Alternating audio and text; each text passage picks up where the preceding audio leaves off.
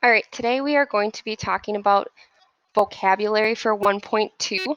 So make sure you have your vocabulary sheet out and ready to draw and write in the definitions. The first one is angle. An angle is formed by two rays with a common endpoint. Okay, so you talked about rays and endpoints yesterday. Okay, so when two rays come together and they form a common endpoint here, okay, we call that an angle. Okay, and we have to label angles. Okay, so when we label them or write about them, okay, we always use the little less than sign and three letters. Okay, this angle could be called CBA or it could be called ABC. Notice in both of these, B is in the middle. Okay, because B is the vertex where those two rays meet, and that has to be in the middle when we label. Okay, so that's important. Next, vertex of an angle, what I just talked about. Okay, that common endpoint that the rays come together at. Okay, so for example, here we have ray 1, we have ray 2, so the vertex. Okay, we call that endpoint the vertex. Okay, make sure you are drawing the pictures in. Okay, pausing the video when necessary. Angle bisector. So an angle bisector is a line, a ray, or a segment that cuts an angle in half. Okay, it bisects it. Okay, so for example here, we have this lovely angle. Okay, and we have a ray, okay, coming between them. Okay, this ray here we call the angle bisector because it splits it into two congruent or equal parts.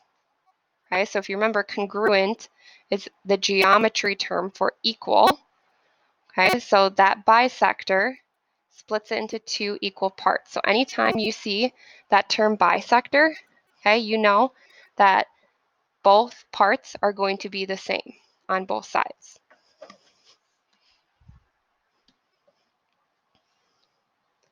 I know everybody probably remembers parallel lines. They're lines that are in the same plane but never intersect. So looking around your house or looking around the classroom, like on this classroom tile right now, I see a lot of parallel lines where the tiles come together. Okay, those lines would never ever intersect or cross paths with each other. Okay, so here we have two parallel lines. Notice that they are labeled with arrows here. Okay, so when if I'm showing that two lines are parallel, that they're never going to touch, you will see that. If we had another set of parallel lines in the same picture, let's say we had a set going this way, I would label them with two arrows. Okay, show that they're not parallel to the red ones, okay, but they are parallel to each other. Okay, same goes if I draw another one here. If these ones are parallel to each other, okay, I would put 3 to show that, yeah, they're parallel, but they're not parallel to the red or blue lines. Just like with angles, we also need to be able to label parallel lines. Okay, so not only labeling them with the arrows, but being able to write about them.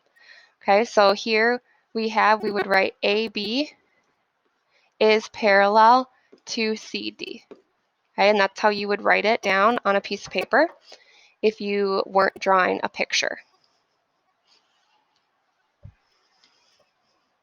Perpendicular lines. Perpendicular lines are lines that intersect at a right angle. Okay, and a right angle is 90 degrees. Okay, here to represent perpendicular, we'd have this little box here. Okay, and that shows us that it's 90 degrees here. We don't have to put it all the way around like that because once we know one, we know them all. We also label perpendicular lines, with that AB. So AB would be perpendicular to C, just like with